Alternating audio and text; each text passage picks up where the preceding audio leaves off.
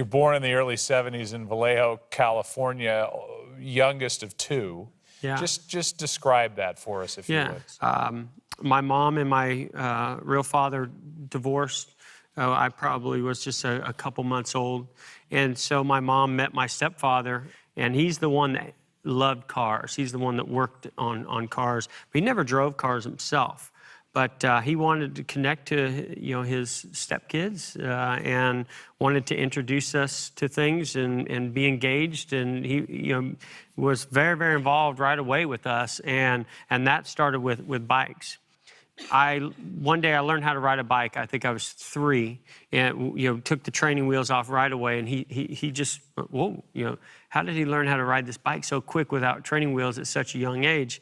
And I think it was not long after that he's going out and buying a BMX bike, and we're going to the racetrack. Your mom, Carol, yes, doesn't like the idea of you racing bikes. It's too dangerous. Yeah, so what does John do, your stepdad? Let's buy him a little motorized vehicle. Let's race those little bad boys and see how he does. Well, it's funny. He did a little bit of motorcycle riding, and he broke about every bone in his body doing it. And so I know that he wasn't real keen on motorcycles or 2 wheels either, but it just seemed like in my neighborhood, kids were riding bikes, and we had a BMX bike track.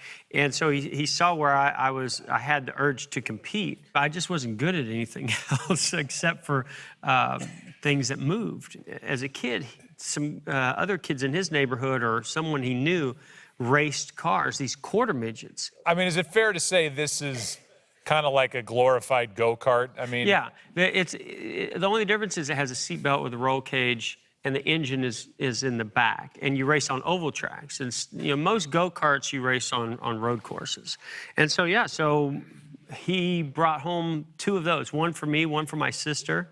I'll never forget it. I'll never forget that day he comes home, and my mom and my dad said, "Hey, kids, go look out the window." It was like Christmas, and it wasn't Christmas, but I looked out the window, and I instantly just ran for it, jumped straight in, and just thought it was the coolest thing ever. What kind of a dad was John to you? John was a guy that would just take the shirt off his back to help anybody. I think one of the things that he taught me early on, we were in a race, and I'd won a few races by this time, but in quarter midgets, they're open wheel cars. And so you really don't want to make contact with one another. Not only will it cause a crash or damage your car, but it's a little bit dangerous. So one time I was racing, and I made a really gutsy move, and I drove over the wheel of this kid and kind of drove up over the top of his car, but I kept going, and I won the race. And my stepdad, after the race, I'm pulling in. And the best part about racing, right, is going and getting the trophy, especially, if you like the girl that's handing out the trophy. Right, yeah. I learned that really early. Yeah.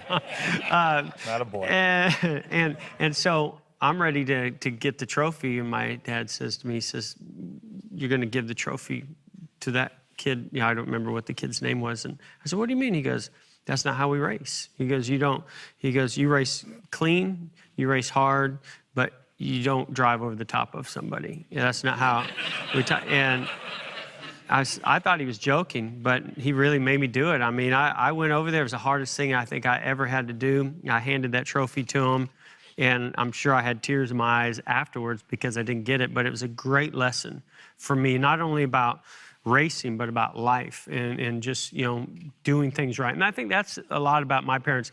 They're very ethical. They always wanted to treat others the way you wanted them to treat you.